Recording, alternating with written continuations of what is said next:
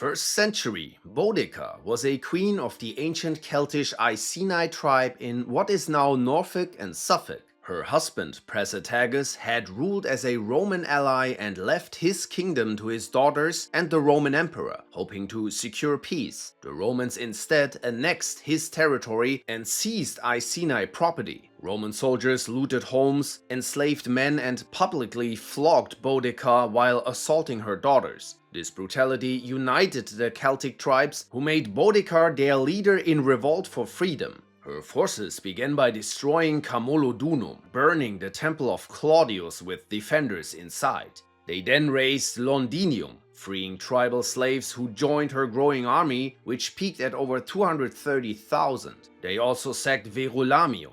Despite their numbers, Boudica's forces lacked the discipline and tactics of the Roman legions. At the Battle of Watling Street, General Suetonius, with far fewer troops, crushed the rebels. Roman sources claim 80,000 Britons were killed, compared to 400 Romans. Boudica died soon after, either by taking her own life or illness. Though her rebellion failed, it nearly forced Emperor Nero to withdraw from Britain. Her legacy of resistance to imperial oppression endures. In the 2nd century, Christians were a persecuted minority in the Roman Empire, targeted for refusing to worship Roman gods or the emperor. In Smyrna, modern-day Turkey, believers faced execution unless they renounced their faith. Among them was Polycarp, an 86-year-old bishop and respected Christian leader. He eventually traveled to Rome to discuss when Easter should be celebrated in the churches. During a festival, Polycarp was arrested and brought before the proconsul Statius Quadratus in the city stadium. He was ordered to curse Christ and swear loyalty to the emperor. He refused, saying he had served Christ for 86 years and would not blaspheme his king. When threatened with being burned alive, he responded that the proconsul knew nothing of the eternal fire awaiting the ungodly, and he trusted God would give him strength. The crowd demanded he be burned, but the fire failed to consume him, leading the executioner to stab him instead. His calm defiance in the face of death made his martyrdom a cornerstone of early Christian identity. In the 3rd century, Septimia Zenobia, queen of the Palmyrene Empire, defied Rome and built a breakaway state in the east. After her husband Odaenathus was killed, Zenobia ruled Palmyra, a small desert kingdom in modern Syria, and with limited resources challenged the Roman Empire. Between 269 and 71, she led her forces to seize Egypt and parts of Asia Minor, briefly controlling a vast kingdom. She declared full independence from the Romans in 272 by naming her son emperor and taking the title of empress. Her small army defeated early Roman attempts to retake the region, but Emperor Aurelian eventually launched a campaign to crush the rebellion. After intense fighting, he besieged Palmyra, captured Zenobia, and brought her to Rome, where she lived the rest of her life in exile. In the 4th century, the Thervingian Goths, led by Fritigern, fled their homeland under pressure from Hun invasions and sought refuge in the Eastern Roman Empire. Fritigern asked Emperor Valens to allow his people to settle in Thracia, promising loyalty in military service in return. Valens agreed, but Roman officials failed to honor the deal. During the harsh winter of 376, famine struck the Goths' new settlements. Roman governors exploited their desperation, demanding exorbitant prices for food, forcing many to sell their children into slavery in exchange for dog meat. The betrayal deepened when several Gothic leaders were invited to a feast where some were killed and others taken hostage, but Fritigern escaped. Facing starvation and mistreatment, the Goths rebelled, launching what became the Gothic War. The conflict climaxed at the Battle of Adrianople in 378, where Fritigern's forces annihilated the Roman army. Emperor Valens was killed and 2/3 of his troops perished, marking one of Rome's worst military defeats. The Gothic victory enabled Germanic tribes to settle within the empire's borders and accelerated the decline of the Western Roman Empire. In the 5th century, after Rome abandoned Britain, Angles and Saxons settled there. Some came as mercenaries hired by the Romano-British to help defend against other raiders like the Picts and Scots after the Roman legions withdrew. However, the Angles, Saxons and other Germanic groups soon turned hostile and began to seize land for themselves, raiding and burning villages. Ambrosius Aurelianus, a young Romano-British noble, lost his parents to a brutal Saxon raid. Vowing to protect his people, he rallied scattered Briton warbands, outnumbered and poorly armed, against the stronger Saxon forces. Through cunning guerrilla tactics, Ambrosius disrupted Saxon advances, uniting tribes for a resistance. Around 490 AD, he led the decisive Battle of Mons Badonicus, likely near Bath, crushing the invaders and halting their expansion for decades. His victory preserved Romano-British culture and inspired the Arthurian legends, shaping early British identity. In the 6th century, as riots tore through Constantinople, Emperor Justinian relied on his trusted general, Flavius Belisarius, to restore order. But Byzantium also faced pressure from the Sassanid Empire, where King Kavad was forcing Zoroastrianism on the Christian ruler of Iberia. Appointed commander of all Roman forces in the east while still in his early 30s, Belisarius led 25,000 troops to face a 50,000-strong Persian army at Dara in 530 AD. He won a major victory and halted their advance. Justinian then turned to Belisarius to reclaim the lost territories of the Western Roman Empire. He invaded North Africa with only 50,000 men and defeated the Vandals at the Battle of Ad Decimum and Tricamarum. In Italy, Belisarius recaptured Rome with just 5,000 men and held the city against a Gothic force of over 20,000 during a prolonged siege. He also lifted the siege of Ariminum and later repelled a Hunnic raid at Melantius. Despite being consistently outnumbered and underfunded, Belisarius reclaimed key parts of the Western Roman Empire and temporarily slowed Europe's political fragmentation.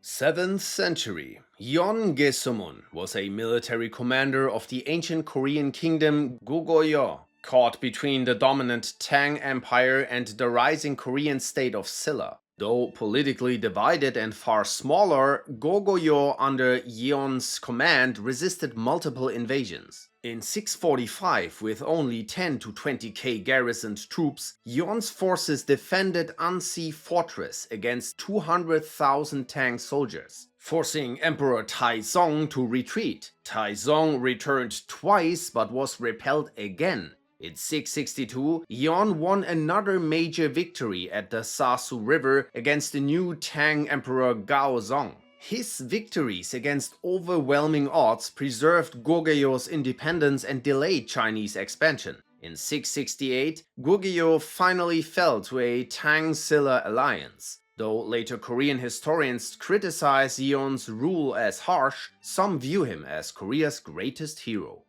8th century. After the Muslim conquest of Iberia in 711 AD overwhelmed nearly the entire peninsula, Visigothic nobleman Pelagius retreated into the remote Asturian mountains, where Moorish rule had not yet fully taken hold. Outraged by the forced marriage of his sister to the Muslim governor Munuza and disillusioned after being sent to Cordoba as a political hostage, Pelagius renounced submission and gathered a small band of rebels. In 722, facing an Umayyad force of over 10,000 led by Alkama, Munuza and the Christian bishop Oppa, Pelagius and roughly 300 Christian fighters took refuge in a steep mountain valley near Covadonga. Using the terrain to their advantage, the Asturians hurled projectiles from above before launching a surprise attack from hiding, reportedly even triggering a deadly avalanche. The Muslim army was defeated, Alkama killed and Oppa captured. As the Umayyad survivors fled, local villagers ambushed and slaughtered them, and in a later clash near Proaza, Pelagius defeated Munuza, who was also killed. This defiant victory established the Kingdom of Asturias and marked the beginning of the centuries-long Reconquista. 9th century. Alfred the Great, King of Wessex, faced the near-total collapse of Anglo-Saxon England under the weight of relentless Viking invasions. With the great heathen army overrunning much of the country, Alfred fled to the marshes of Athelney. There, hidden among the swamps with only a small loyal force, he planned a counter-strike that would determine the fate of his people. Alfred emerged from hiding to lead his outnumbered West Saxon army against the Vikings, commanded by Guthrum, at the Battle of Edington. It was a brutal shield wall clash, but after days of fighting and a 2-week siege, Guthrum surrendered, agreeing to convert to Christianity and submit to terms. The resulting treaty divided England between Viking-held Danelaw and Anglo-Saxon Wessex, laying the groundwork for a unified England. 10th century, Yahya Pala, ruler of the Hindu Shahi dynasty in Kabul and Punjab, defended his kingdom against the rising Ghaznavid Empire in the late 10th century. Facing Sebuktigin's repeated invasions, he commanded a smaller, less resourced force through harsh terrain and against superior cavalry. Despite defeats at the battles of Lagman, he resisted for years, preserving his realm and delaying Islamic expansion into India. His loss at the Battle of Peshawar led to his capture and release, after which he abdicated and immolated himself. His defiance became a symbol of resistance, and his efforts temporarily preserved Indic culture on the frontier. 11th century. El Cid, or Rodrigo Díaz de Vivar, was a Castilian knight active during the Reconquista. Though once a favored general of King Alfonso VI, he was exiled in 1080 for unauthorized campaigns. He then served Muslim Saragossa and won key victories like the Battle of Almenar. Recalled by the king to face the Almoravid threat, he was later exiled again after failing to support Alfonso at Aledo. Also, all his goods were taken and his wife and children were imprisoned. But El Cid didn't give up. Instead, he took Valencia in a 9-month siege and ruled as its prince. First, he defended it against the forces of the Emir of Lerida and the Count of Barcelona. Later, when the Almoravids besieged his city, he broke their forces with a surprise attack at Cuarte, defending with his 4,000 men against their 20,000. El Cid remained undefeated for his whole life. He died in 1099, having secured powerful alliances through the marriages of his daughters. Legends claim his embalmed body led one last victory from horseback. His campaigns solidified Christian control in eastern Iberia and forged his place as a symbol of Spanish resistance.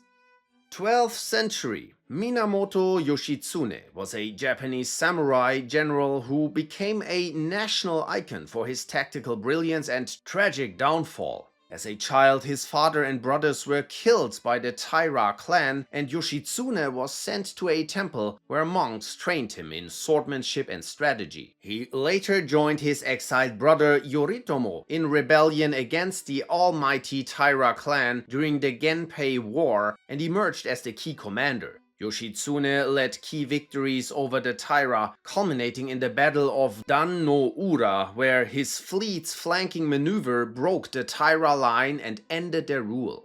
Despite his success, tensions with his envious brother Yoritomo escalated. Yoshitsune was eventually stripped of his titles, hunted as a traitor, and forced into hiding. His final stand came in the north, with only a handful of followers. In the siege at Koromogawa, his companion Benkei died holding a bridge alone, pierced by arrows but still standing. Yoshitsune committed seppuku soon after. His campaigns redefined Japanese warfare. Though betrayed and erased from power, Yoshitsune became a legendary figure, with some myths even claiming he lived on and became Genghis Khan. 13th century. Chan Hun Dao was the supreme commander during the Mongol invasions and remains Vietnam's most revered military hero. He faced one of history's most formidable empires, Kublai Khan's Yuan dynasty, with a fraction of the resources and manpower. When the Mongols first invaded in the 1280s, Chan Hun Dao led strategic retreats and organized hit-and-run attacks from the jungles and highlands, using guerrilla warfare and scorched earth tactics to bleed the invaders dry. In 1285, he personally saved the emperor during the fall of the capital, rallying a counter-offensive that pushed the Mongols out. The defining moment came in 1288 at the Battle of Bac Dang River, where 40,000 Vietnamese faced 100,000 Mongols. Facing a massive naval fleet, Chun predicted their movements and laid steel-tipped bamboo stakes beneath the river surface, hidden by high tide. As the Mongol ships went into the trap, the tide fell and the fleet became impaled and stranded. Vietnamese fire ships and archers finished them off. An estimated 400 ships burned and the Mongol admiral captured. His victory preserved Vietnamese independence. After his death, he was deified as a saint. An honorable mention here has to be William Wallace, a Scottish commoner with no formal military training who led the resistance against English occupation, defeating a professional English army at Stirling Bridge despite being vastly outnumbered and out-equipped. Though ultimately captured and executed, his resistance inspired Scottish independence. 14th century, Su Yan-chang, later crowned the Hongwu Emperor, rose from beggary to become the founder of the Ming dynasty, toppling the mighty Mongol Yuan rule. Born to impoverished peasants during a time of famine, plague and brutal Mongol oppression, his early years were shaped by hunger and hardship. Orphaned young, he survived as a beggar by joining a Buddhist monastery. As China descended into chaos amid the Yuan dynasty's decline, Zhu joined the Red Turban Rebellion. He quickly rose through the ranks, showing military brilliance and political cunning. By 1356, he had seized Nanjing, making it his stronghold and openly rejecting Mongol dominance. In 1363, at the Battle of Lake Poyang, Zhu's 200,000 men defeated the 600,000-man army of rival warlord Chen Yuliang. That victory paved the way for his eventual unification of the realm and the fall of the Mongol-led Yuan dynasty. His reign reasserted Han Chinese cultural identity after decades of foreign rule. 15th century. In a fractured France, ravaged by civil war and English occupation, Joan of Arc emerged from obscurity to become one of the most unlikely heroes in history. Born to poor farmers, she had no education and grew up during a brutal phase of the 100 Years' War. At just 13, she experienced visions of saints commanding her to rescue France and see Charles of Valois crowned king. Dismissed as a deluded girl at first, she convinced local commanders to escort her to Charles' court, where she declared her divine mission. At 17, clad in armor and riding at the head of an army, Joan lifted the siege of Orléans, a turning point in the war despite being wounded by an arrow. Soon after, she led Charles through enemy territory, clearing the way for his coronation as Charles VII. All while maintaining a strict moral code that forbade looting and abuse by her troops. But after her political usefulness and her visions waned, Joan was captured by the Burgundians and sold to the English. In a trial, she was accused of heresy and condemned to death, burned at the stake at just 19. 2 decades later, the Pope declared her trial unjust, and in 1920 she was canonized as a saint. 16th century. Lautaro, a young Mapuche warrior, was born into an apocalypse. In the early 1500s, as a boy of the Mapuche tribe in what is now Chile, Lautaro's world was torn apart by Spanish conquistadors led by Pedro de Valdivia. By the time he was a teenager, his people had been enslaved or massacred, their villages burned to ash. Lautaro himself was captured and forced to serve Valdivia, washing his clothes and feeding his horses. The Spanish saw him as a tame native, a broken boy. But Lautaro was watching, learning, waiting. At 22, he fled into the jungle and returned home, not as a boy but as a war chief. The Spanish had guns and cavalry. Lautaro had knowledge and a homeland ready to fight. He led the Mapuche to war, taking Spanish encampments one by one, culminating in the Battle of Tucapel, where he ambushed Valdivia's forces. Lautaro's warriors swarmed from the forests with spears, nets and fire, crushing their whole army, including de Valdivia. Lautaro later stormed the Spanish-held city where his enslavement began. Pierced by a lance, Lautaro fell, clutching Valdivia's stolen sword. He died, but his rebellion did not. Lautaro's leadership delayed Spain's conquest of Chile for centuries. 17th century, Nzinga Mbande, queen of Ndongo and later Matamba, ruled in present-day northern Angola during a time of rising Portuguese colonial expansion and the slave trade. When the Portuguese attacked Ndongo in 1626, her forces were eventually pushed into exile. To regroup, she allied with Imbangala warlord Kasanye and conquered the neighboring kingdom of Matamba. In 1641, she joined forces with the Dutch West India Company. This alliance allowed her to reclaim large parts of Ndongo and win several battles. In 1647, she won a major victory at the Battle of Combi, defeating a 30,000-man Portuguese-led army with only 8,000 troops. After the Portuguese regained Luanda in 1648 and the Dutch withdrew, Nzinga continued her resistance until a peace treaty was signed in 1656. Her leadership delayed Portuguese domination in the region and protected her people from enslavement.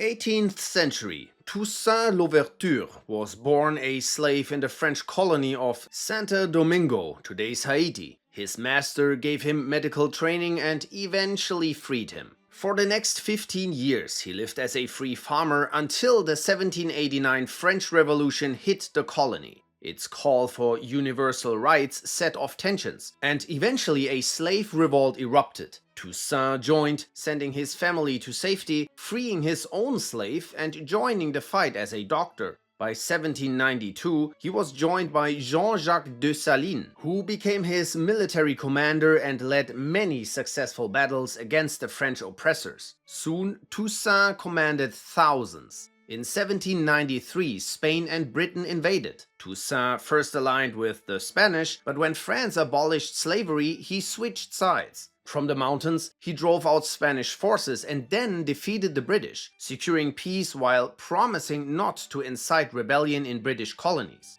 In 1801, Toussaint invaded Spanish Santo Domingo and abolished slavery there too, defying Napoleon's orders. In response, Napoleon sent General Leclerc and reinstated slavery in other colonies. Toussaint's rule, strained by unpopular reforms and resentment from all racial groups, began to fall apart. Many defected to the French. After resistance, Toussaint laid down arms in exchange for a promise that slavery wouldn't return. It was a trap. He was arrested and deported to France, where he died in a cell. However, Dessalines took over and eventually expelled the French, declaring Haiti's independence in 1804. Toussaint's leadership freed Haiti's slaves. 19th century, Simón Bolívar, known as the Liberator, was born in Venezuela, which was a colony of Spain at that time. He was orphaned young and sent to Europe, where ideals of liberty shaped him.